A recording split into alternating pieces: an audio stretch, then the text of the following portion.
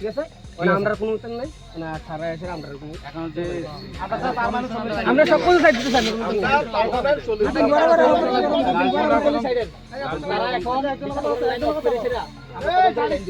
এখন যদি আমরা জায়গা আমরা তো অফিরে আবার বিশাল একদম কথা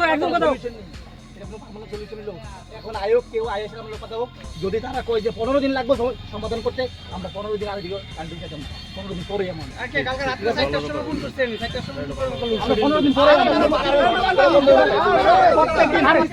আর কথা রিসিভার কথা কই দেয় কোন তো মানে জানা